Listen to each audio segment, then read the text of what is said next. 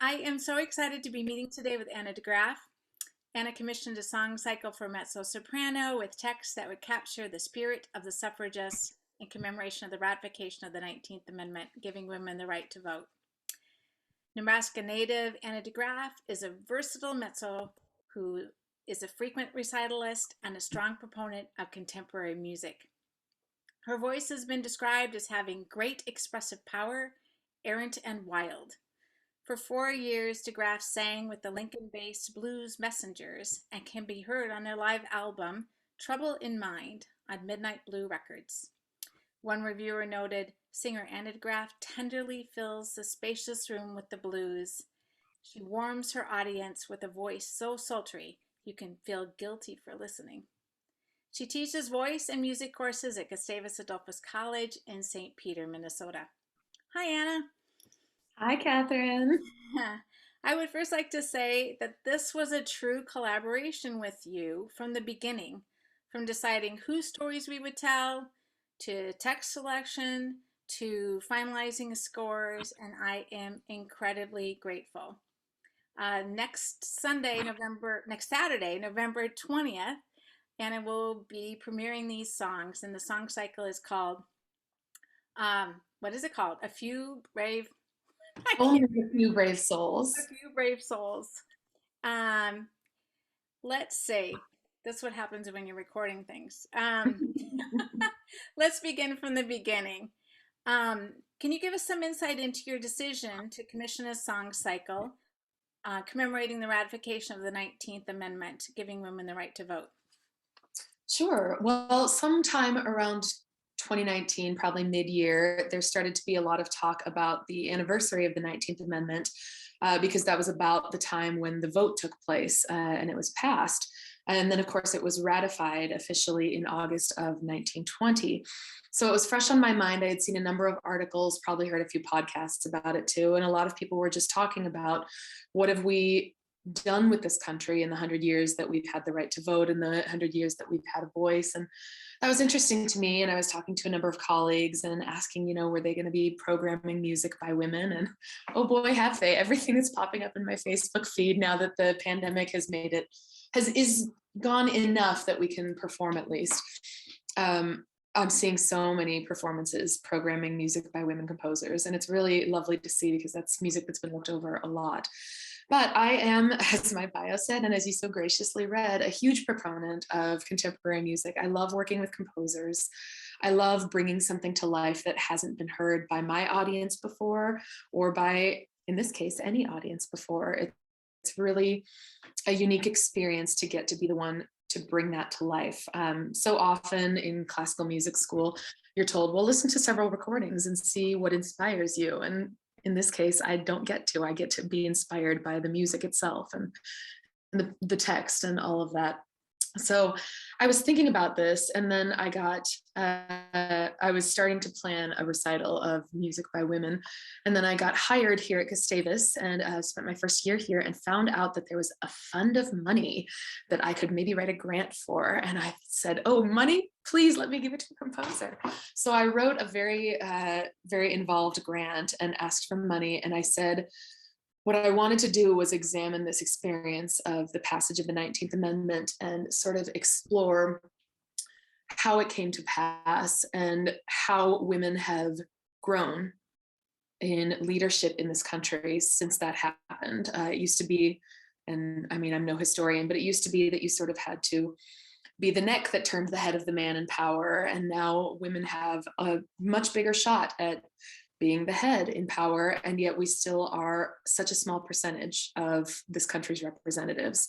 And so it's sort of is shocking when you look at that disparity. And I really wanted to look into it.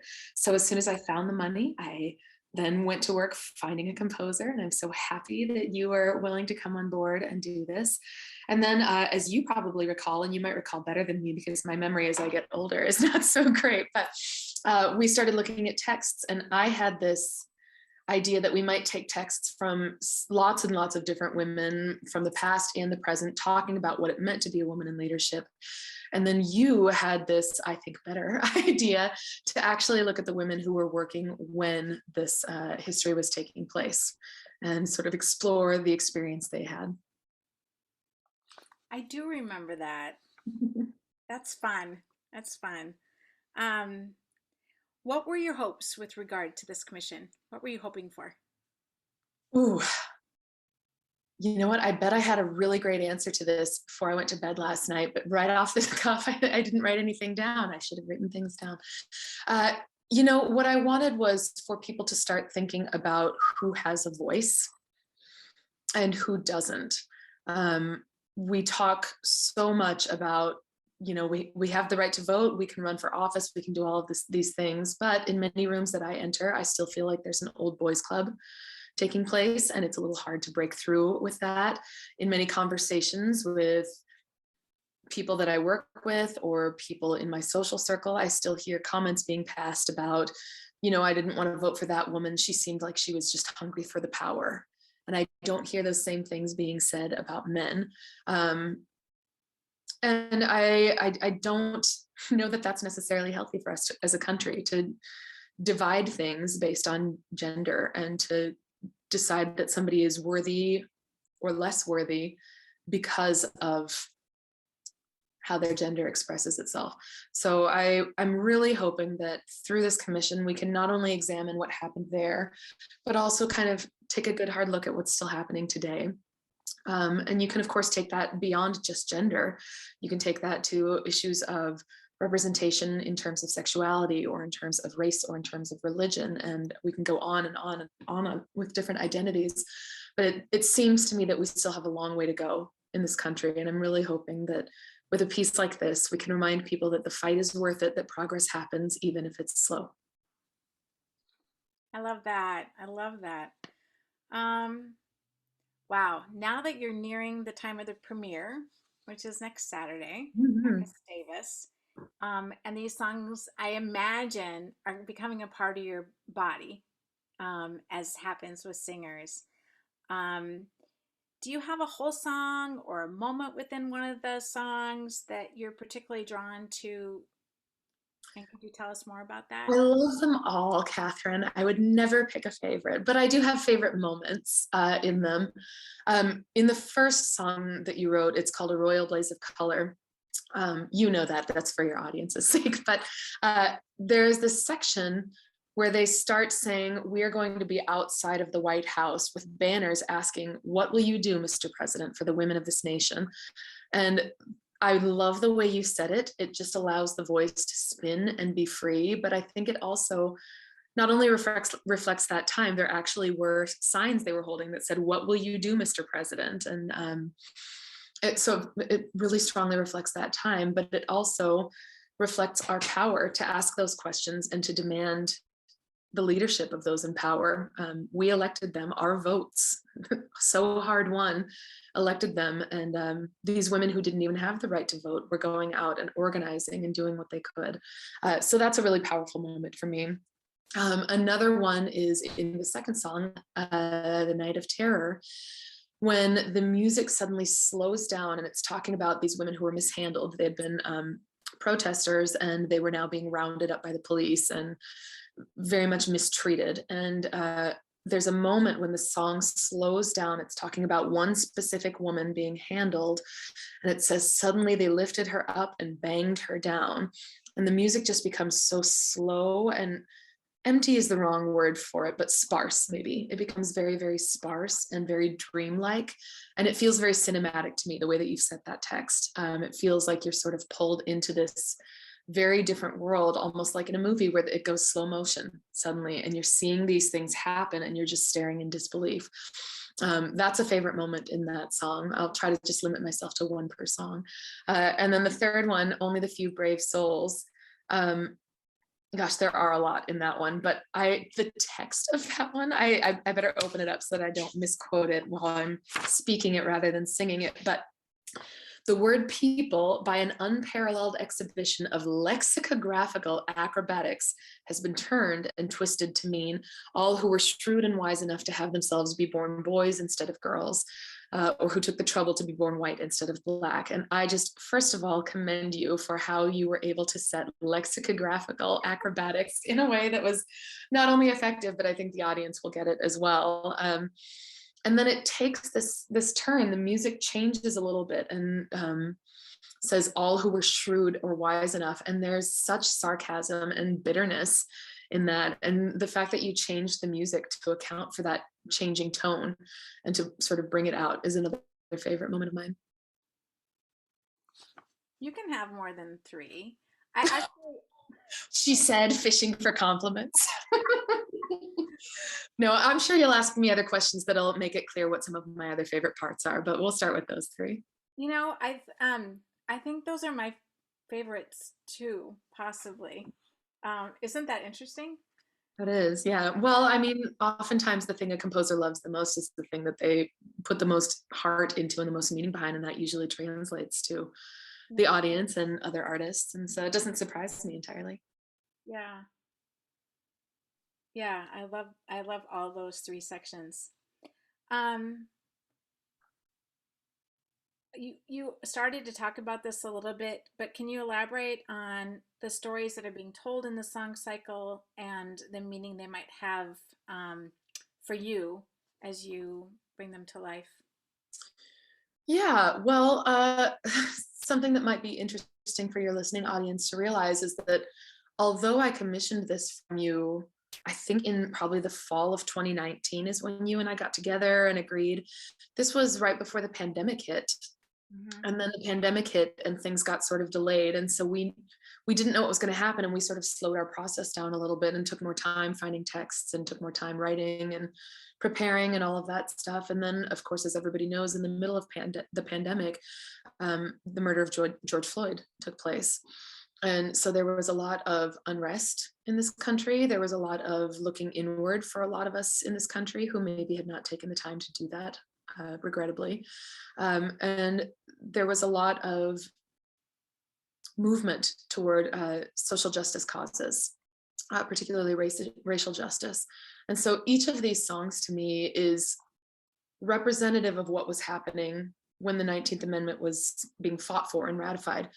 But it shocked me as I was preparing these and as we were choosing texts, how much they still ring true today. The call to action, come join us, stand as sentinels, silent sentinels, and what power we have as citizens to effect change and how frustrating that can be sometimes to stand there and say, we have approached him with delegations, we have approached him with grand processions, and still he tells us we must wait more and more. And the political process is infuriatingly slow for those of us who are seeking change. And I think America, or at least certain parts of America, really felt that last summer. And then I had not actually learned about the Night of Terror in any of my school classes or anything. I think I glanced at something about it, but it very much, while we were doing our research for this and I was reading various source materials, but I think the books that I had mentioned it just in an offhanded way that made it seem like it was not such a big deal. But George Floyd was murdered on May 25th, and you sent me this text in July. And it really hit hard because already at this point, the protests were very much underway. And I live an hour south of the cities. How far away from the cities are you? Oh, like 20 minutes. Yeah. Yeah, so you were in the thick of it, I probably. know. Yeah. Yeah. We were down there quite a bit. Yeah, but I mean, every single day, there were stories on the news of people who went to protest and how they were being met with tear gas and rubber bullets and beatings and things like that all across the country. And luckily, the protests I attended here in Mankato, there was no, well, I'm in St. Peter, I went to Mankato, but luckily there was no violence at the ones I went to. I didn't hear about any violence at all at ours, but I was seeing this violence happening up in the Twin Cities and seeing how the people in power were responding to people who were demanding change. And one can have, I'm sure, strong arguments with people who believe that the retaliatory violence was justified, and I'm not interested in pursuing that argument with anybody. But seeing that physical violence being directed at people who were standing up and saying, this is unacceptable, this needs to change. And then having you send me this text that showed that as it has always been, so shall it ever be. The people who are in power don't like their power being threatened, and they respond with physical violence, even when, in this case, as it so clearly shows, this woman was in her 80s, and they shoved her through a door and she fell against a bed.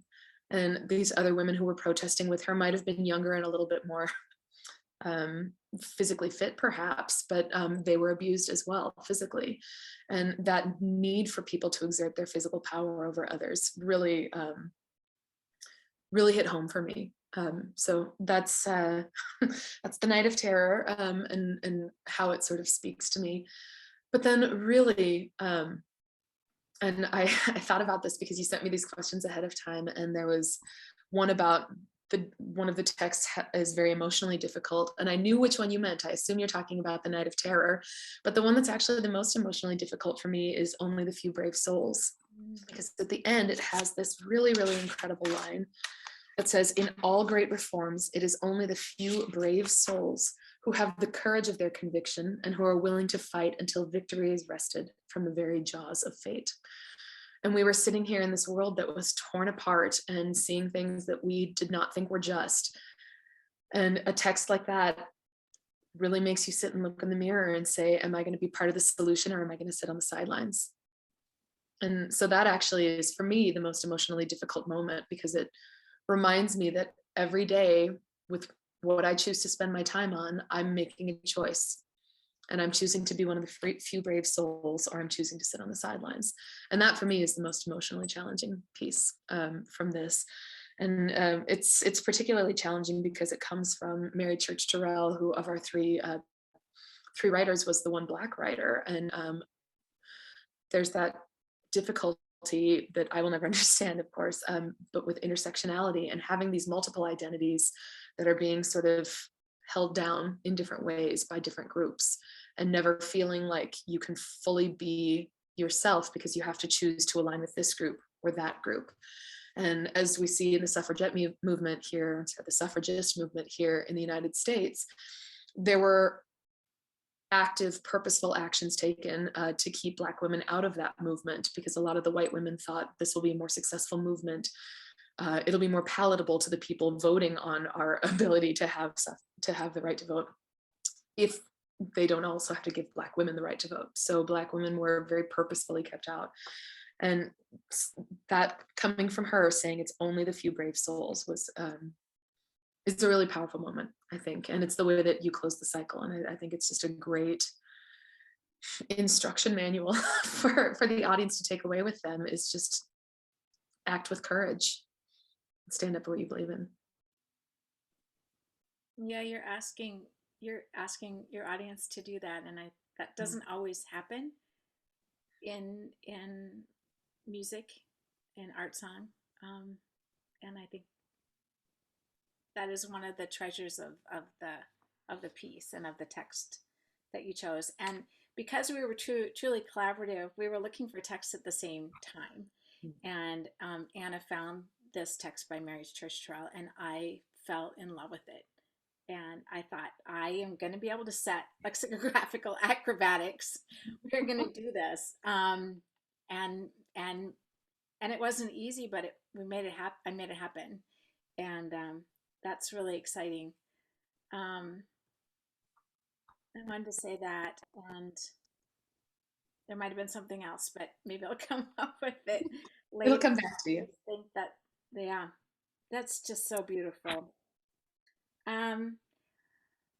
A bigger meta question. How does this song cycle fit into the whole recital? Because I know that you have spent a lot of time selecting music, and sometimes it's been hard because it's all by women. And tell us what that was like. Yeah, it was tough. I was looking especially and exclusively for music that was composed by women, but that also set a text that was written by a woman. And that's challenging because I know a lot of the names of early women composers, but because men were the predominant poets at the time, they're still mostly setting texts by men. There were a few things that I found that I thought, oh, I found it. And then it happened to be a name that was actually something that would be a woman's name now, but was a man's name back then. And so it was a challenge to find these things. And I did quite a lot of research, and I owe an amazing debt to our library staff here at Gustavus, because the interlibrary loan folks were working like mad to pull things for me during a pandemic and work with other libraries to get me some of these things that I was looking for. Some of them, of course, I had found before the pandemic, and what a beautiful unmasked world that was. But they did so much work for me here at Gustavus and got me these. But I did a lot of reading. I read a lot of blogs about women composers. I bought some books about women composers. I'm a part of, all those online social media, Facebook groups and things like that kind of promote different kinds of things. And so I kept my eye open for different women composers that were being discussed there. And I wasn't looking for any particular texts. I was just looking for what might be interesting. But I usually do start with a text. So I was looking for a number of different composers. And one that I was really drawn to is a living composer who posts a lot on some of these message boards, and happened to be at the time advertising a new piece that she had written called Godiva, which tells the story, of course, of Lady Godiva. And I've, like most people, heard the story of Lady Godiva, which is, oh, she rode through a town naked on a horse. Well, how interesting. But I didn't know why she had done that. I didn't know anything other than I had seen paintings of it and drawings of it and heard that it happened. And this text sort of looks at the way that myth and legend have amplified certain parts of a story and de-amplified or disamplified, I'm not sure how to say that, but quieted other parts of the story. And the first line is what really drew me to this one. It says, men have a talent for invention. And goes on to say, with a single stroke of a pen, or with a quill, I suppose, they redact, revise, mischaracterize. And it goes on to tell the whole story, which was that, and who knows how much of this is myth and who knows how much of it is true. A lot of reports vary, but she was the wife of a town official who was just mercilessly taxing his people. And she would plead and plead and plead and plead. And he eventually said, fine, I'll lower the taxes if you'll ride a horse naked through the town. And so she did. She sent out word that everybody should close their shutters, like not look out their windows, clear the streets. And she rode naked through the town and went back home. And the legend has it that he kept his word and lowered the tax, but she was doing this very benevolent act, and he was turning her own sexuality and her modesty against her. And she was turning and taking the power right back. And so it's really, really interesting how these legends then have, I never knew that, and you're shaking your head as if you never did either, but how these legends have sort of changed our perception of who Lady Godiva was. And there's a line in the song that says, that's all they think about, Lady Godiva naked on a horse and chocolate. And that's it. That's all people think of Lady Godiva. So I was drawn to that one, but along the way, I actually was just drawn, as I usually am, to stories that were compelling. So yours and that composer's name is Juliana Hall. Yours and Juliana's have a very purposeful direction, talking about representation, talking about who's getting to tell the stories, and how if we leave out certain voices, then we're not knowing the whole story. And I think history professors are shouting that from the rooftops these days. But generally, I was just drawn to texts that were interesting to me and made me feel something. So there was one, another contemporary American composer, Laurie Laitman, that was just the life cycle of a relationship, from the initial excitement and meeting somebody and wanting to know everything about them, to being in the throes of love and knowing that every time you touch them and they touch you, something chemical happens inside of you, to the end of the relationship and packing up your things and leaving. And it's such a human experience. It's such a universal experience for anybody who's been in love before. And whether or not you've experienced the packing up the things part, you can imagine it, and you can have some anxiety and fear over that. And it really spoke to me. Or Florence Price, another American, most of these are American composers, wrote a piece called The Heart of a Woman. And it talks about how a woman wants to go out and be a part of the world, but then she still feels the call of home. And when she gets home, she might feel caged again. So she uses this metaphor of a bird taking flight during the day, but then in the wake of all of this, these echoes call her home. When she gets home, she feels caged again, and she tries to break against the sheltering bars. I think a lot of us, no matter what your gender identity, have that sense of wanting to be free, but still wanting to be tethered and just not wanting to be trapped. So things like that caught me.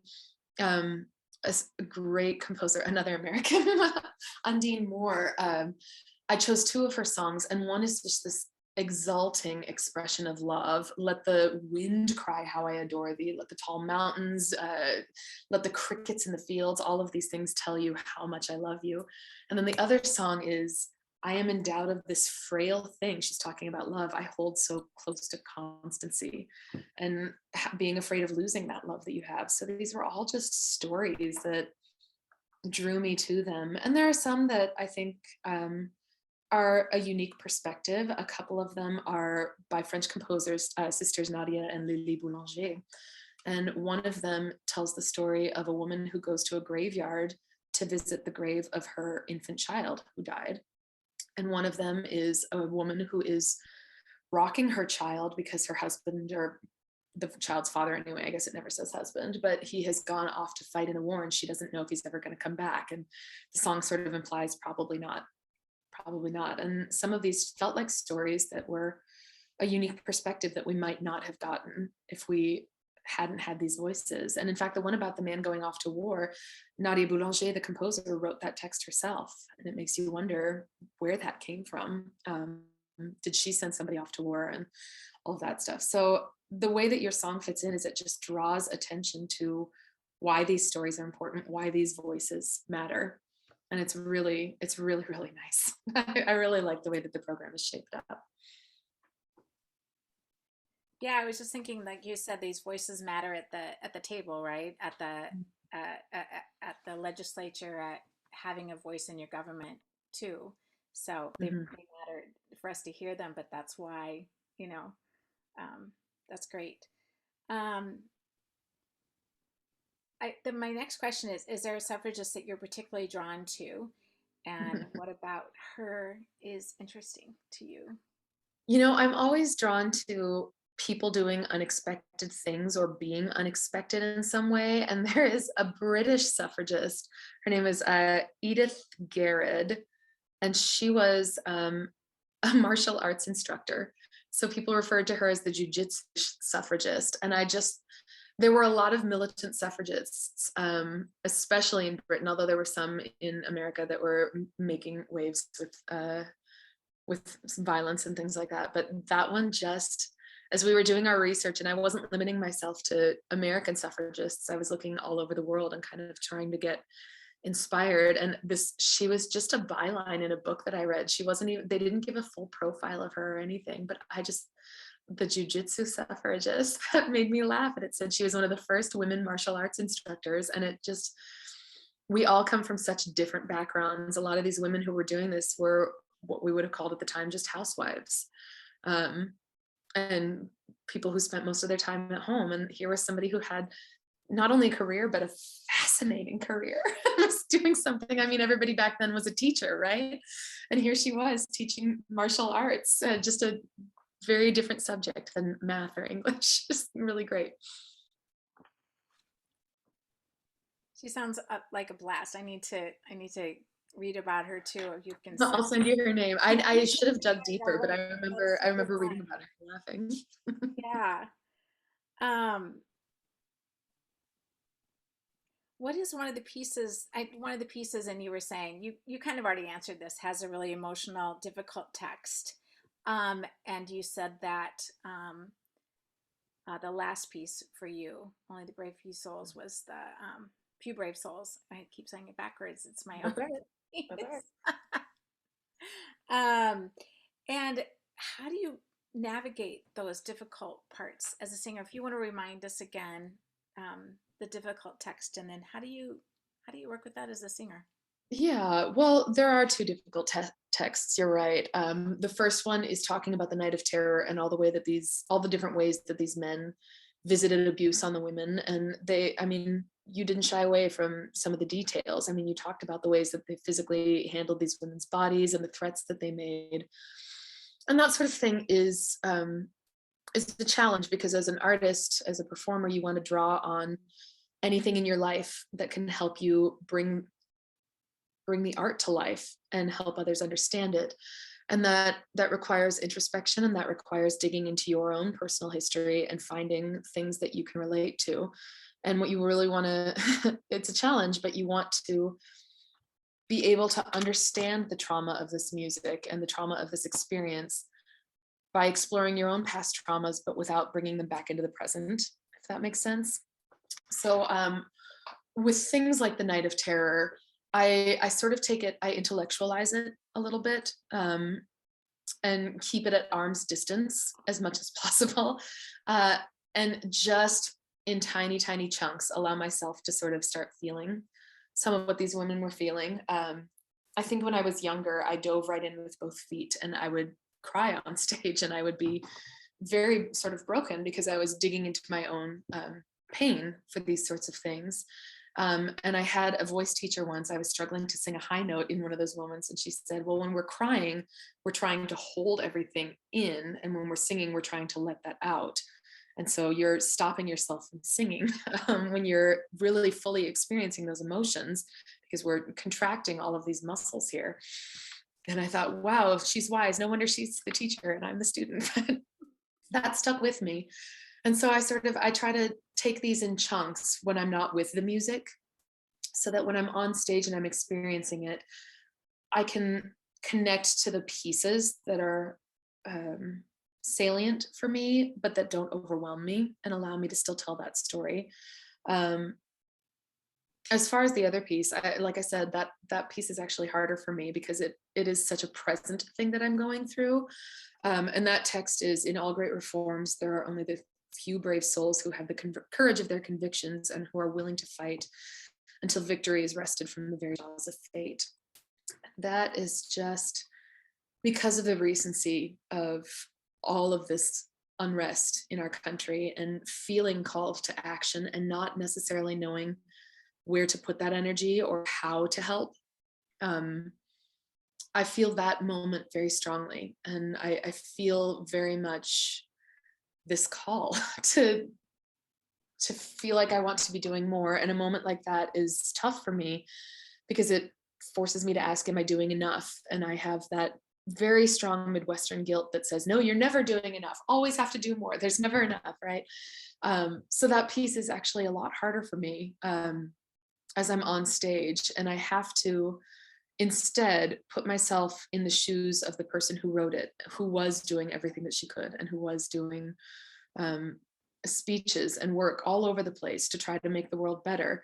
And in that moment, I try to really channel her and imagine, instead of me singing, I imagine that I'm her singing and she's already doing enough, but she needs help. She can't do it alone. And so that's sort of how I approached that moment, is by sort of disassociating from myself and stepping into somebody else's shoes. Which is, I mean, it's tough because you're singing and you're using your technique, which is very much a contemporary Anna 2020, 2021 thing to be doing. And then to pair it with somebody who is living quite long ago and had a different approach to the world. It's sort of figuring out how to put those together and how to make it feel like Mary Church Terrell is the one that's a trained vocalist and has gotten on a stage and put on a beautiful gown and is sharing her message with people. So You can see her doing that too. I bet she would have. I bet she would have enjoyed it. Oh, that's great.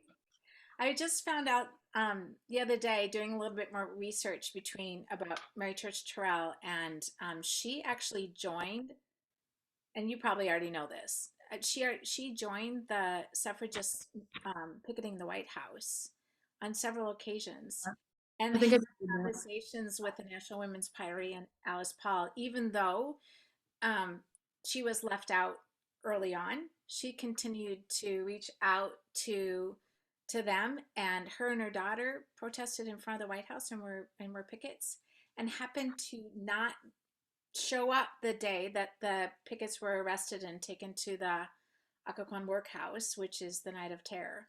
But she had been there, and it was a day that they were thinking about going, or they missed it, but they were there, and I didn't know that connection. Yeah, neither did I. The text. Isn't that fascinating? That is very fascinating. I knew that she had gone a few times. I didn't realize that she was that close to being there that day. Hmm. It's fascinating. But that, I mean, it shows a great deal of courage and a great deal of class, um, and and kindness, that she would still go and fight for this thing, even though there were people around her who clearly were wanting to push her away and not be a part of it. It shows that she had the courage of her convictions, Right. which is really admirable and inspiring. Yes. We've talked about this a little bit, or you've talked about this a little bit. What do you hope audiences take away from this song cycle, and really the full recital? From the full recital, I want them to just take away this idea that there are a lot of voices that are not being heard. Um, I'll use the frame of classical music, but there are a lot of people in classical music who say if we start making room and studying all of these, for instance, Black composers or women composers or non-dead white guy composers, then the next generation won't know who Mozart is. Well, I don't think there's any danger that they're not going to know who Mozart is, but it's that idea, you see that meme going around that says, civil rights for me doesn't mean less civil rights for you. It's not pie, right? Our students are not going to miss out on knowing who Mozart and Beethoven and Bach are, but there is still a lot of resistance by a lot of people who say, well, I don't want to add that person to my syllabus because then I'm going to have to take somebody out of this syllabus. And what that does is that makes a value judgment that whoever was already on the syllabus writes music that's more important than the person that's being considered for inclusion in the syllabus. And I think what I want people to take away from this is that some of this music is just, I mean, I love all of it desperately, but some of it makes you think, some of it makes you feel, some of it just makes you leave this mortal plane and experience something different. It's just really, it's worth studying. It's worth knowing these women. It's worth knowing these artists. And it's disappointing to me that we still have so many people who say, that's, nobody's going to remember Mozart. Come on, nobody's going to forget Mozart, right? We're all going to know who Mozart was. So that's something I want people to take away from it, that whatever identity a person has, if they're creating art that's worth knowing, then it's art that's worth knowing, and it's worth lifting up these voices. And there are also people, I don't want to belittle the classical music community, because there are also huge swaths of people who are working to lift up these voices that are less heard, that are done less often, performed less often. So that's what I want my audience to be thinking about, is that representation is important, that these voices are important, just as voices in their own world are important. As far as this cycle, I mean, in a perfect world, they would all go out and give money to a cause that was important to them and offer their time to volunteer for a cause that was important to them and really try to make a difference in this world. That would be a perfect solution for me. In the real world, with my feet here on earth, I suppose what I want them to do is just start thinking about how they use their vote and their voice. I don't know that I've missed a single election since I turned 18. I think I've even voted in all the little ones, and that's a mark of pride for me, that I've taken the time to do that, because my voice, my vote is important. And I think a lot of times we get busy and we vote every 4 years because we care who the president is, but we stop thinking about these other closer to home issues. And that's, I mean, if I wanted them to take something small away, it would be that they have a voice and they have power, and they should use both. Thank you. I love that. This is an interesting question for me to ask you. What are your hopes for the future of the new song cycle? I hope everyone performs it everywhere. I hope every mezzo is just clamoring to sing it. I mean, I really do. I hope that it has a life. Every piece that I've commissioned has found its way into my heart, and I really do hope that they find a life. It's very easy because there's so much in the world. There's so much music for new pieces like this to kind of have a very brief flame and then go out. And it's tough because you as a composer have to figure out how to market that, how to get other people to do it. And that's that's a cruddy thing to have as part of your job, but that's the world we live in, right? So I hope that this has a life. I hope that, you know, some really big famous mezzo like Joyce DiDonato or somebody picks it up and says, you know what, this is worthwhile and I want to sing to someone of mine, and then inspires the next generation of teachers and singers to start sharing it with their students too. I mean, I really do. I hope that it just grows and has a life of its own. Thank you. I hope so too. I um I feel like listening to you that it's empowering. The texts and the music are empowering um, on a personal level too, and so I hope that the the mezzos that do sing it are, I mean, are empowered by it or have something that it changes them somehow. I think maybe that was why we did this You together. know, yeah, I mean, it's had that effect on me. I would hope that it would have that effect on audiences and performers alike. Yeah. Is there anything else you want to share?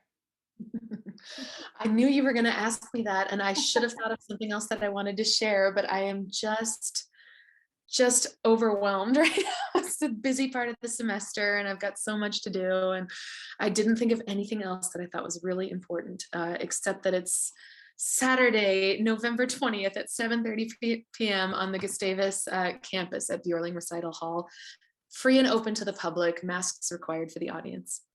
And it's live streamed? It will be live streamed. I don't have the link yet, but Okay. we have a link that is on YouTube and it'll live stream, and we should have a link to the program and the program notes there, so you can sort of follow along, even with the French pieces, and kind of know what's going on. I think it'll be a really interesting experience. Although if people can come in person, please do, because music is so much more powerful, as you know, in person. Completely more powerful in person. We have missed that so much. And if you have not heard Anna DeGraff sing before, you are in for a treat. I was at a rehearsal the other day, and I was blown away. And I am so excited to hear her live again. And also, you should be there. You should absolutely be there. Well, thank you. Live That's very stream kind. or in person if you can make it. So if you're across the country and you can't come in person, if you're out in California or New York, live stream it. It'll be totally worth your while. Um, Anna, it has been such a pleasure to talk with you today. I'm so excited for this premiere. Me too. Um, and thank you for asking me to collaborate with you. It's been such a treat. It's been an amazing experience, and I am just incredibly grateful. And I can't wait for this to launch out into the world. Me too. Thank you so much. It's been a real pleasure working with you on this. And I really have appreciated your thoughtfulness in your approach to these pieces and these women and all of that. It's just been really inspiring. These stories are amazing. So to that we have found together, and I can't wait. Can't wait. Thank you. Thank you. Have a good one. All right. Bye bye. Bye. I'm just